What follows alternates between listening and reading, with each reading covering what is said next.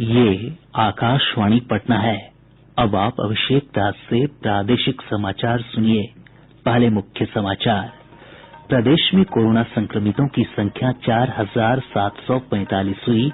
2,298 लोग हुए स्वस्थ होने की दर 48% पर पहुंची। मुख्यमंत्री नीतीश कुमार ने एसकेएमसीएच में केंद्र सरकार के सहयोग से निर्मित गहन शिशु चिकित्सा इकाई समेत 630 करोड़ रुपए की विभिन्न परियोजनाओं का शिलान्यास और लोकार्पण किया। भाजपा के वरिष्ठ नेता और केंद्रीय गृह मंत्री अमित शाह कल डिजिटल माध्यम से बिहार जन संवाद कार्यक्रम के तहत प्रदेश के लोगों को संबोधित करेंगे। और चक्रवाती तूफान निसर्ग के प्रभाव से आज भी प्रदेश के अधिकतर हिस्सों में तेज हवा के साथ हुई मध्यम से भारी बारिश। अब समाचार विस्तार से। प्रदेश में कोरोना संक्रमण के 147 नये मामलों की पुष्टि के साथ ही संक्रमितों की संख्या बढ़कर 4,745 हो गई है। आज सबसे अधिक 19 मामले पूर्वी चंपारण से सामने आये हैं। सुपौल से 17, मधुबनी से 16, पूर्णिया से 15 और समस्तीपुर तथा सारण से 10-10 मामले पॉजिटिव पाये गये हैं। भागलपुर से 9, किशनगंज से 8, सिवान से 7, वैशाली और दरभंगा से 5-5 तथा अररिया, भोजपुर और कैमूर जिले से 4-4 मामले सामने आये हैं। वहीं बक्सर, पटना और शिवहर से 3-3 मामलों की पुष्टि हुई है। इसके अलावा अरवल से 2 और गया, जहानाबाद तथा पश्चिम चंपारण से 1-1 पॉजिटिव मामले पाये गये हैं। स्वास्थ्य विभाग के सचिव लोकेश कुमार सिंह ने बताया कि स्वस्थ होने की दर बढ़कर 48% हो गई है। अब तक 2,298 लोग स्वस्थ हो चुके हैं, जबकि 29 लोगों की मौत हुई है। उन्होंने बताया कि अब तक जो मामले सामने आये हैं उनमें से 3,512 प्रवासी लोगों के हैं। श्री सिंह ने बताया कि होम क्वारंटीन में रह रहे 5,31,000 लोगों की स्वास्थ्य जांच हो चुकी है। इनमें से 233 लोगों में सर्दी, खांसी, बुखार या सांस लेने में तकलीफ की शिकायत मिली है। उन्होंने बताया कि इन लोगों में से 8 कोरोना संक्रमित पाये गये हैं। केंद्रीय स्वास्थ्य मंत्रालय की ओर से जारी बुलेटिन के अनुसार देश में कोविड-19 महामारी से संक्रमित लोगों की संख्या बढ़कर 2,36,000 से अधिक हो गई है। वहीं इस महामारी से अब तक 6,642 लोगों की मृत्यु हुई है, जबकि 1,14,073 लोग स्वस्थ हो चुके हैं। नई दिल्ली स्थित अखिल भारतीय आयुर्विज्ञान संस्थान एम्स के जरा रोग विभाग के अध्यक्ष डॉक्टर ए.बी. डे ने कहा है कि कोविड-19 जैसी महामारियों का वरिष्ठ नागरिकों पर बुरा असर पड़ सकता है, इसलिए उन्हें घर में रहने, मास्क पहनने और बार-बार हाथ धोने जैसी सावधानियां बरतनी चाहिए। कोविड-19 से बुजुर्गों को ज्यादा खतरा महसूस हो रहा है, इसलिए जरूरी है कि आप घर में रहें, अपना हाथ बार बार धोते रहें, मास्क का इस्तेमाल करें। जिन लोगों को बीमारी है, जो लगता है आपको कि उनको कोविड हो सकता है, उनसे दूर रहें। अपने दवाइयां खाते रहें जो आप पहले ले रहे थे। खाने में जो आप रोज खाते हैं वही खाएं और दिन भर कुछ ना कुछ करते रहें, मोबाइल रहें, चलते फिरते रहें, बिल्कुल पेड़ पाउंड ना हो जाएं, घर में रहें, ये दौर भी गुजर जाएगा। केंद्र सरकार ने सोशल मीडिया में लगातार आ रही इस खबर को गलत बताया है कि कोविड-19 के इलाज में एस्प्रिन दवा काफी कारगर है। सरकार ने स्पष्ट किया है कि कोविड-19 एक तरह के विषाणु से होने वाला संक्रमण है, जिसके प्रभावी इलाज के लिए अभी तक कोई दवा नहीं खोजी जा सकी है। स्वास्थ्य और परिवार कल्याण मंत्रालय ने धार्मिक स्थलों, होटलों, रेस्तरां, शॉपिंग मॉल, आतिथ्य सत्कार सेवाओं और कार्यस्थलों के लिए मानक संचालन प्रक्रिया एसओपी जारी की है। इसका उद्देश्य कोविड-19 से बचाव के लिए सुरक्षा उपायों का पालन करते हुए सुरक्षित दूरी बनाए रखना है। एक रिपोर्ट। सभी होटल्स, शॉपिंग मॉल्स, रेस्टोरेंट्स, धार्मिक स्थलों, कार्यस्थलों और अतिथि सेवाओं से जुड़े प्रतिष्ठानों को सलाह दी गई है कि प्रवेश द्वार पर सैनिटाइजर डिस्पेंसर और थर्मल स्क्रीनिंग की व्यवस्था हो। परिसर में केवल उन्हीं व्यक्तियों को अनुमति दी जाएगी जिनमें कोरोना के लक्षण नहीं दिखाई देंगे। सभी जगहों पर थूकना सख्त वर्जित होगा। रेस्टोरेंट में बैठकर खाना खाने की बजाय खाना लेकर जाने की व्यवस्था को बढ़ावा दिया जाएगा। खाना पहुंचाने वाले व्यक्ति ग्राहक के दरवाजे पर ही खाने के पैकेट छोड़ देंगे। स्वास्थ्य मंत्रालय ने जनता को कम से कम 6 फीट की शारीरिक दूरी बनाए रखने और फेस मास्क के उपयोग की सलाह दी है। आरोग्य सेतु ऐप को भी उपयोग करने की सलाह दी गई है। भूपेंद्र सिंह, आकाशवाणी समाचार, दिल्ली। मुख्यमंत्री नीतीश कुमार ने राज्य में स्वास्थ्य सुविधाओं के विस्तार की आवश्यकता जताई है। श्री कुमार आज पटना से वीडियो कॉन्फ्रेंस के माध्यम से स्वास्थ्य विभाग की 630 करोड़ रुपए से अधिक की विभिन्न परियोजनाओं के शिलान्यास और लोकार्पण समारोह को संबोधित कर रहे थे। उन्होंने कहा कि सरकारी अस्पतालों पर लोगों का भरोसा बढ़ा है। श्री कुमार ने मुजफ्फरपुर के एसकेएमसीएच में एईएस के बेहतर इलाज के लिए केंद्र की सहायता से बने बाल गहन चिकित्सा यूनिट और इंसेफ्लाइटिस वार्ड का उद्घाटन किया।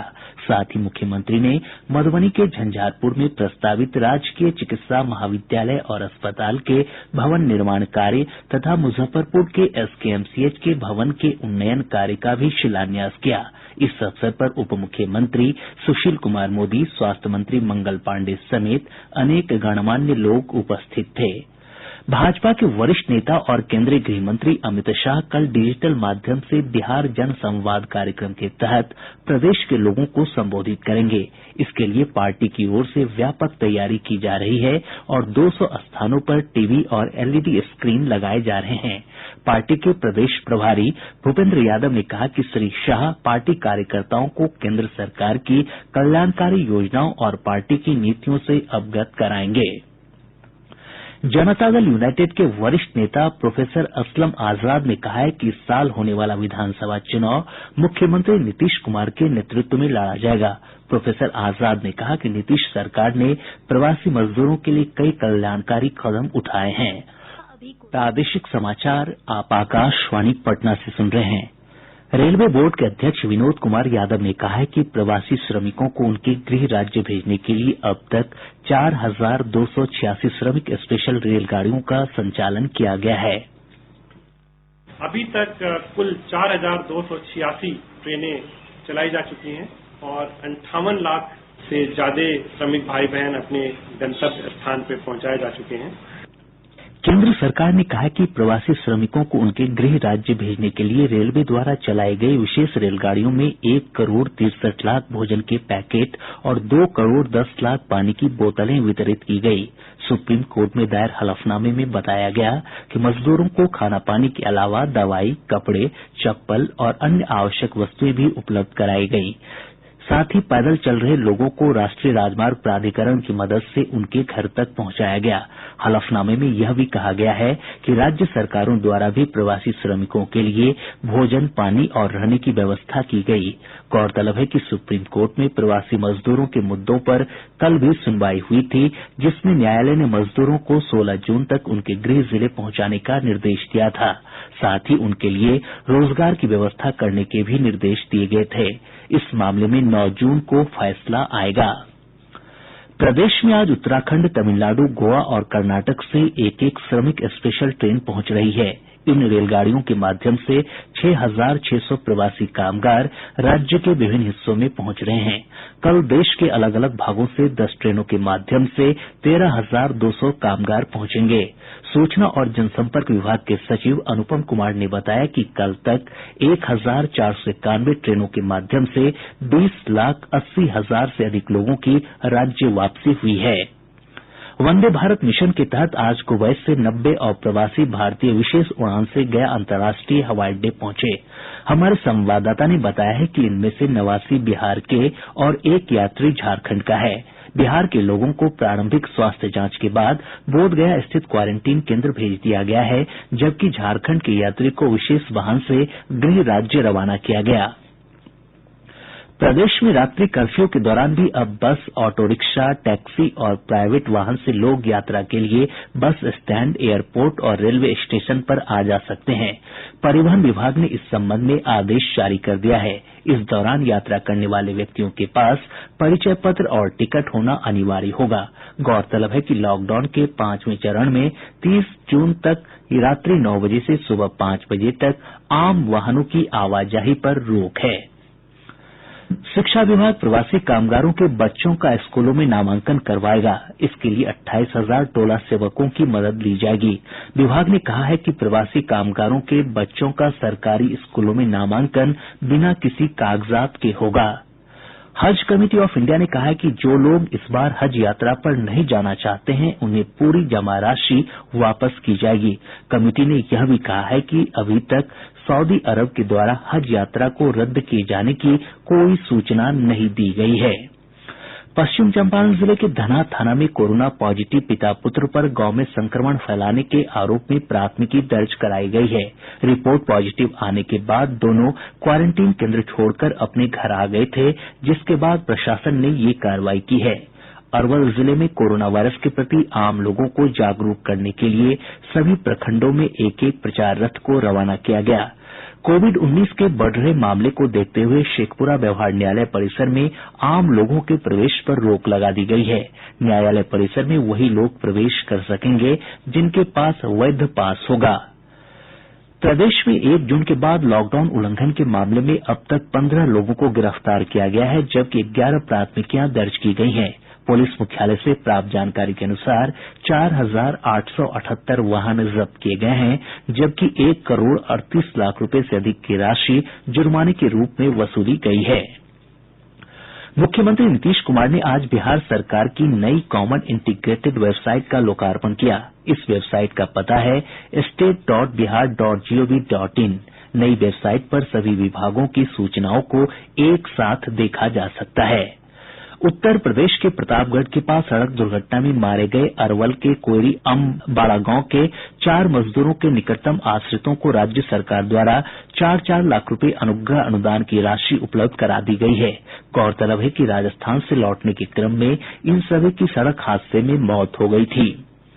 चक्रवाती तूफान निसर्ग के प्रभाव से आज भी प्रदेश के अधिकतर हिस्सों में तेज हवा के साथ मध्यम से भारी बारिश हुई है।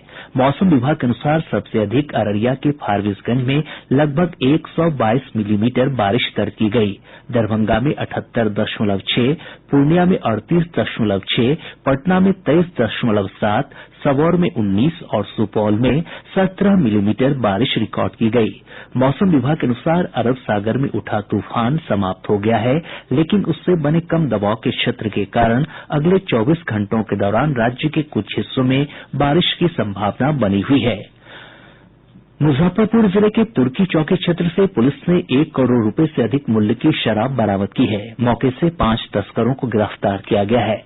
पूर्वी चंपारण जिले के मोतिहारी केंद्रीय कारा में बंद 2 कैदी की आज इलाज के दौरान अस्पताल में मौत हो गई। मुजफ्फरपुर जिले के सकरा थाना क्षेत्र में ट्रेन की चपेट में आने से 3 महिलाओं की मौत हो गई। नवादा के वारिसलीगंज थाना क्षेत्र अंतर्गत बाघी गांव से पुलिस ने 8 साइबर अपराधियों को गिरफ्तार किया है। इनके पास से कई जाली कागजात और सिम बरामद किए गए। खगड़िया जिले के नगर थाना क्षेत्र अंतर्गत बलुआही चौक के पास अपराधियों ने एक व्यक्ति से हथियार के बल पर 4 लाख रुपए लूट लिए। वहीं जिले के चित्रगुप्त थाना क्षेत्र के ओवरब्रिज के पास अपराधियों ने एक महिला से 2,90,000 रुपए लूट लिए। जमुई जिले के सोनो थाना क्षेत्र के सोनो चौक के पास से अपराधियों ने एक युवक का अपहरण कर उसकी हत्या कर दी। घटना से आक्रोशित लोगों ने जमुई देवघर मुख्य मार्ग को जाम कर प्रदर्शन किया। अररिया जिले के फारबिसगंज रामपुर दक्षिण में कल एक व्यक्ति की हुई हत्या के मामले में पुलिस ने 2 आरोपियों को गिरफ्तार कर लिया है। इधर मुंगेर जिले के जमालपुर में पिछले गुरुवार को एक युवक की हुई हत्या के मामले में 4 आरोपियों को हथियारों के साथ गिरफ्तार किया गया है। बेगूसराय जिले के बलिया नगर पंचायत के मुख्य मार्ग पर जल जमाव की समस्या को लेकर लोगों ने सड़क जाम कर प्रदर्शन किया। भागलपुर जिले में पुलिस द्वारा अपराधियों के विरुद्ध चलाए गए विशेष अभियान के तहत 29 अपराधियों को गिरफ्तार किया गया है। और अब अंत में मुख्य समाचार एक बार फिर। प्रदेश में कोरोना संक्रमितों की संख्या 4,745 हुई। 2,298 लोग हुए स्वस्थ होने की दर 48% पर पहुंची। मुख्यमंत्री नीतीश कुमार ने एसकेएमसीएच में केंद्र सरकार के सहयोग से निर्मित गहन शिशु चिकित्सा इकाई समेत 630 करोड़ रुपए की विभिन्न परियोजनाओं का शिलान्यास और लोकार्पण किया। भाजपा के वरिष्ठ नेता और केंद्रीय गृह मंत्री अमित शाह कल डिजिटल माध्यम से बिहार जन संवाद कार्यक्रम के तहत प्रदेश के लोगों को संबोधित करेंगे। और चक्रवाती तूफान निसर्ग के प्रभाव से आज भी प्रदेश के अधिकतर हिस्सों में तेज हवा के साथ हुई मध्यम से भारी बारिश। इसके साथ ही आकाशवाणी पटना से प्रसारित प्रादेशिक समाचार का ये अंक समाप्त हुआ। घर में रहिए, सुरक्षित रहिए और सुनते रहिए आकाशवाणी।